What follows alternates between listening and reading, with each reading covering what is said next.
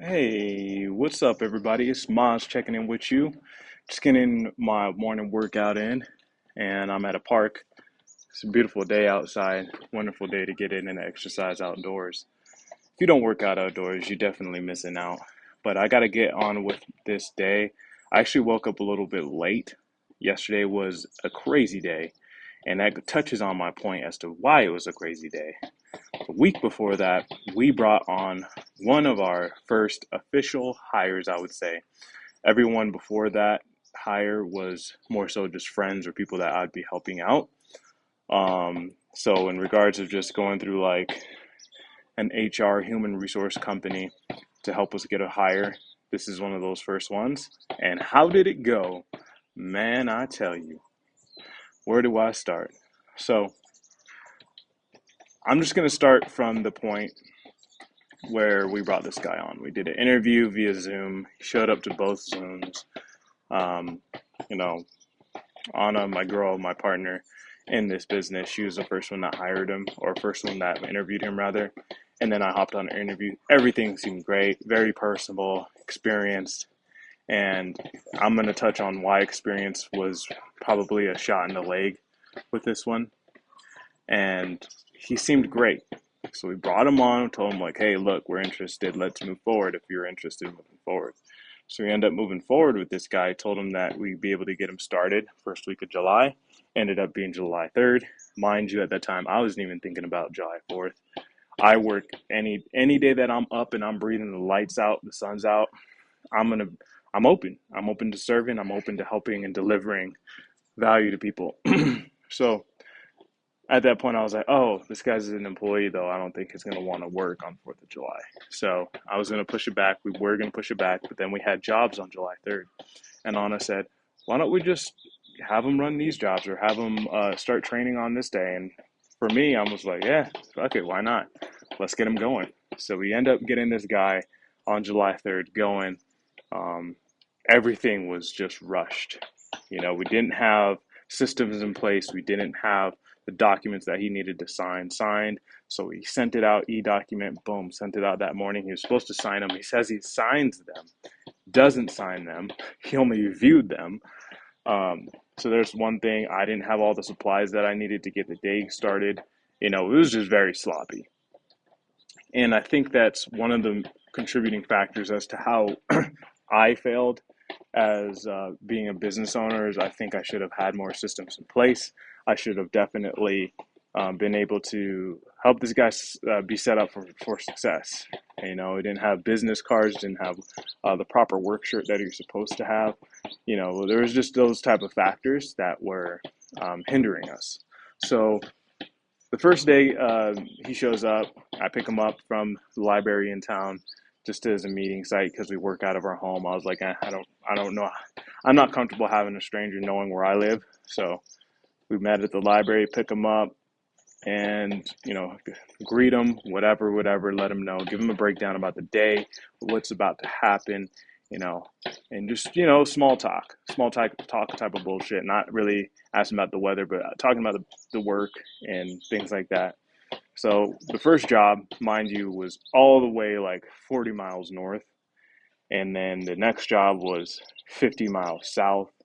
So even the route in itself kind of set him up to the point where it was like, okay, is this what it's going to be like the whole time? And in my eyes, that's something that I believe we could have improved upon and set a proper route. But ultimately, if I could have done it again, I wouldn't have even started him that day. Um, but you know, people show their true colors, and when they do, I tend to listen. So I think this is a blessing in disguise ultimately, because the first day was great. He was very receptive to the work, very personable with the customers. I even had him get to the point where he could check out a customer, but we just had technical difficulties. Shit happens.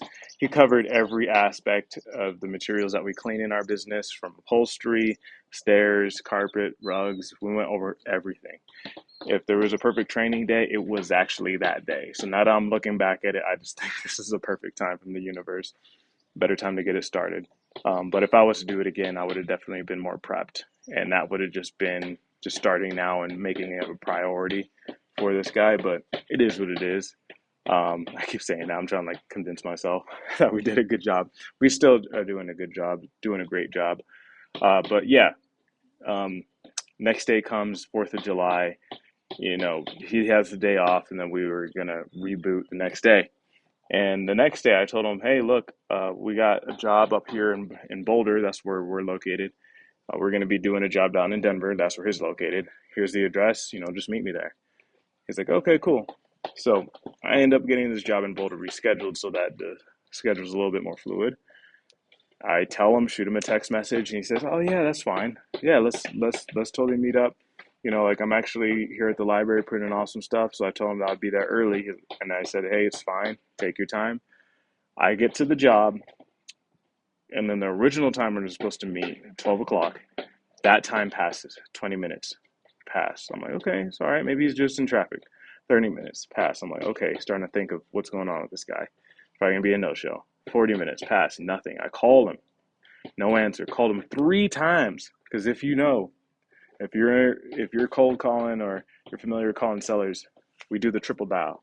Triple dial. I was doing the double dial, but I'm learning to adapt the triple dial now.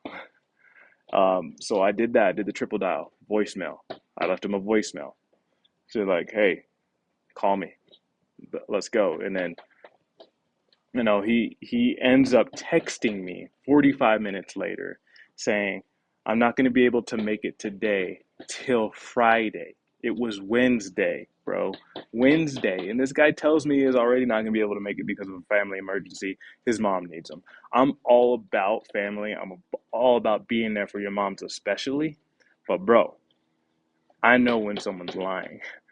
And in my head, I'm thinking, like, oh, that's, maybe he does have a family emergency, because there is those times where you got to be there for family. But he wasn't having a family emergency. This guy was just straight up, just lying.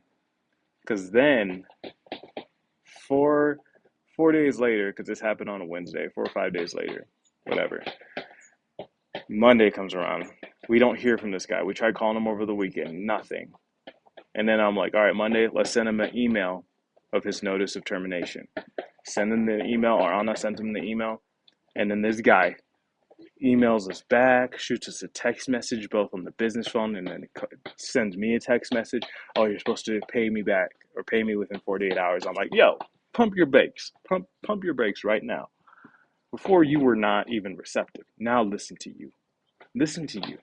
And I think it's because this guy has some stuff going on at his house or whatever. He has some shit going on, but that's where I'd much rather have people disclose that up front. I think he made the perfect decision with letting this guy go, because he really showed his true colors. Because after he did that, and we told him, like, okay, yeah, we'll send you your check. He's like, "No, you need to pay me right now." I'm like, "Look, I'll drop it off at your house, because I want to be done with this guy. I don't want anything to do with him."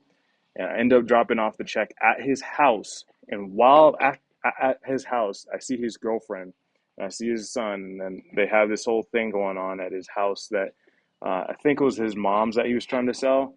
But the community and the situation is, it's a rough house, it's a rough neighborhood. And it made me realize that that mindset of that individual is the type that would do this type of thing. And one thing that really stood out to me as to why I say that is because after I dropped off that check, I get an email notification from our Google My Business that we got our first 1-star review. From who? The guy that we fired. This guy that we fired left a 1-star review, lying out of his ass, straight up. And I have screenshots of it. If you could check it out on my Instagram, if you've been viewing this live, it should be up there still. But that made me realize that this is the type of person that I do not want it, that I'm not attracting into my life. Um, Everyone that's an employee of mine is going to be hardworking. They're going to be honest. They're going to be diligent. They're going to be persistent. They're going to embody character traits that I embody myself, and I am a reflection of those around me. So that being said, I just wanted to share that with you guys. Is just be cognizant of people when they show you their true colors, and listen. In this case, I'm firing fast, I'm hiring fast, I'm firing fast. Bam, bam, bam, all around. But I'm going to continue this workout. I got still run a little bit, and then I'm going to do some planches right here. But thanks for watching, y'all. Remember to like, share, subscribe, hit that notification bell so that you can know when I am launching some of my new content. Everything's going to be getting better here on out. I appreciate y'all for tuning in. Have a blessed day. I'm going to be doing the same. Like I said, we're not done with this excursion. We're still going to be looking for some more hires, probably on the subcontracting end and just going for volume. Still playing with the ideas. I just ultimately do not want any employees. The only time I would want employees is once we build ourselves up to that $500,000 in revenue and possibly $1 million in revenue. Then I'll start bringing employees on, because then I have the resources that I can pay in order to hire, fire, do the HR type of stuff. Because I am not trying to do that myself ever again. But I just wanted to share that experience with you guys. Hope you got some value from that. Thanks for watching. Peace.